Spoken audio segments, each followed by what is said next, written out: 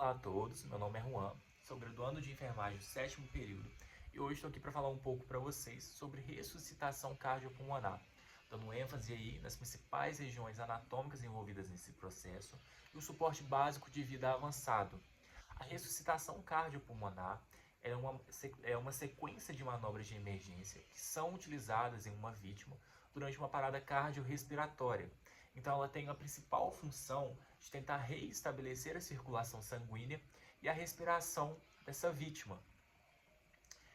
É muito importante que a gente realize essas manobras para que a gente mantenha as funções vitais do paciente preservadas, né? Principalmente o cérebro dele. Então a gente quer manter essas funções vitais preservadas até a chegada, né, de ajuda médica avançada ou até que o paciente reestabeleça suas funções vitais de forma segura, né? Algumas das principais estruturas anatômicas envolvidas nós vamos discutir ao longo do vídeo, mas eu já posso adiantar que as principais elas são o coração, que é responsável por fazer a circulação sanguínea do nosso corpo, né? Então, durante uma parada, nós vamos fazer as compressões para que isso ocorra de forma mecânica até que nós mesmos conseguimos fazer. Nós temos também os pulmões, que são responsáveis pelas trocas gasosas, né? Então a retenção de O2 e a expiração, né, do CO2. Nós temos também as nossas vias aéreas. É importante que a nossa traqueia esteja desobstruída para que a ventilação chegue de forma eficiente aos pulmões. Nós temos também o osso externo, né, que é onde é realizada as compressões torácicas, além do nosso cérebro, que é quem a gente quer manter de forma mais segura, que é responsável, né, por todas as funções do nosso corpo. E a gente sabe que a ausência do oxigênio pode prejudicar significativamente as funções vitais do cérebro. Mas agora, tratando-se do suporte básico de vida, nós temos o mnemônico, que é denominado CABD. Nós começamos com o C, que é o C de checagem. Então, antes de iniciarmos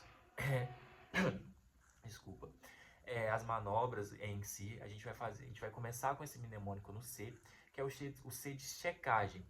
Essa ressuscitação cardiopulmonar ela pode ocorrer tanto no intra quanto no extra-hospitalar. Então, tratando-se do extra-hospitalar, esse C serve para assegurar a segurança tanto do paciente quanto do socorrista, a quem está prestando esse serviço de assistência, né? Esse serviço de socorro.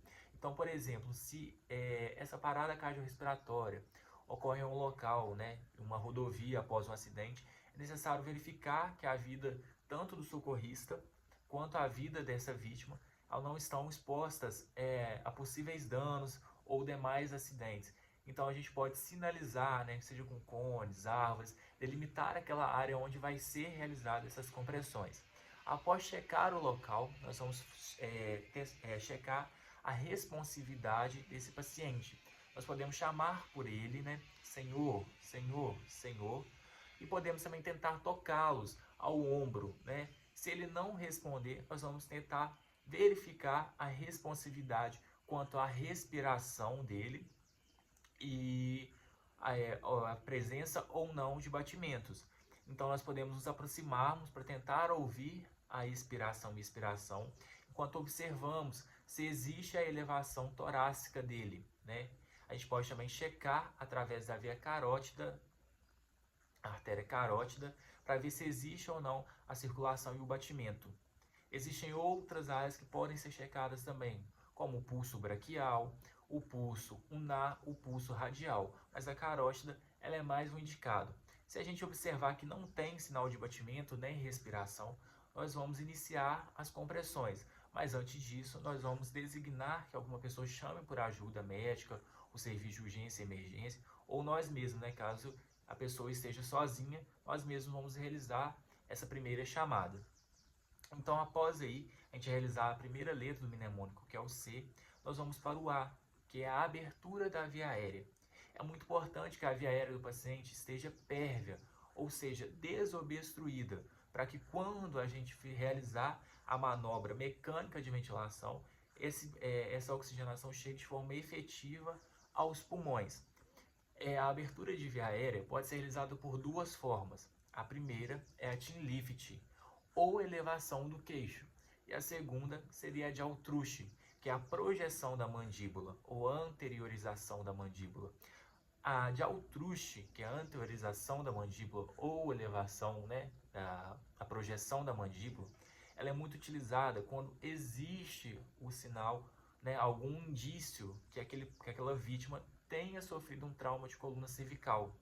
Então, quando se realiza essa projeção, nós minimizamos possíveis danos ao paciente. Porque se a gente realizar a movimentação da cabeça apenas com a elevação do queixo, com a chin lift, a gente pode causar novos danos ao paciente. E isso é o que nós não queremos. Nós queremos minimizar possíveis danos a ele. Então, após a abertura de via aérea, nós vamos realizar o B, que é a boa ventilação. A boa ventilação, para que ela seja feita de forma efetiva, a gente precisa verificar a expansão torácica dessa vítima, o paciente, através da expiração e inspiração. Então é muito importante respeitar esse ciclo de respiração, né?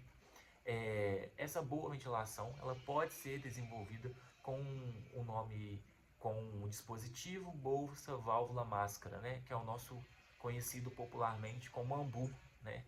Essas compressões, de ar, elas precisam ser feitas de forma efetiva e contínua, né? Em um ciclo aí de repetições, nós vamos realizar 2 ventilações a cada 30 compressões. Então, após aí a abertura da via aérea, da boa ventilação, nós vamos realizar as compressões torácicas. As compressões torácicas precisam respeitar um ciclo de 100 a 120 repetições por minuto, né? E elas precisam ocorrer aí de forma precisa, de forma eficaz. E a gente precisa estabelecer alguns objetivos, né? Como, por exemplo, as compressões não devem ultrapassar um valor máximo de 6 centímetros de profundidade, né? Sendo estabelecido aí o ideal entre 5 a 6. Essas compressões são realizadas sobre o externo, que fica ao centro do peito da vítima. A gente pode identificar entre a linha intramamilar, né, entre os mamilos, ao centro do peito, uma mão sobre a outra e os braços esticados. Essas compressões elas precisam ser realizadas de formas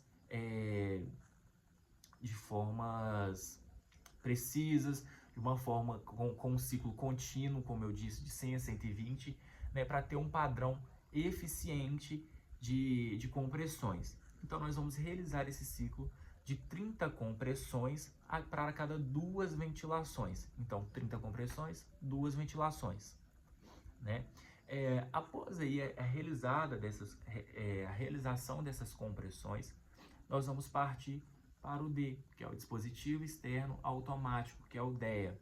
Nem sempre um DEA vai estar à disposição ou disponível, né? A não ser em grandes centros como shoppings, estádios de futebol. Aí sim ele vai estar disponível. Caso ele esteja disponível, ele é uma prioridade. Quando ele chegar, ele vai se tornar uma prioridade, né? Então a gente vai instalar ele e ele mesmo vai se encarregar de verificar se é necessário ou não a utilização dele. Se é um ritmo chocável ou não, né? Se é uma fibrilação ventricular ou uma taquicardia ventricular sem pulso. Se for um desses 2 ritmos, ele mesmo vai indicar a necessidade de começar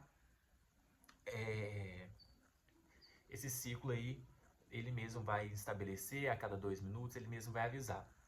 Mas recapitulando, então, a ressuscitação cardiopulmonar, ela pode ser realizada por qualquer pessoa, desde que tenha um entendimento, né, prévio e necessário para a realização das mesmas. Então a gente tem esse mnemônico que é preconizado pela American Heart Association, que é o CABD, né, onde o C é o C de checagem, que pode também englobar ali as compressões torácicas. Então nós vamos checar primeiro o local, né, a segurança do paciente e de quem está prestando esses cuidados.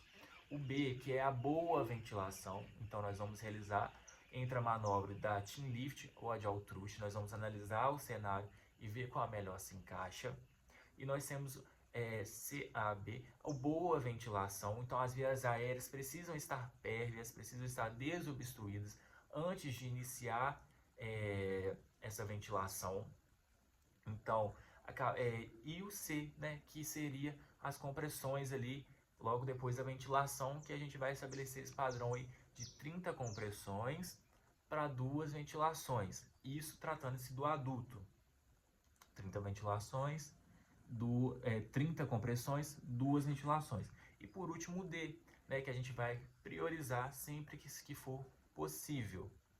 No mais é isso, tratando-se da ressuscitação cardiopulmonar. Espero que tenha ficado claro e tchau, tchau.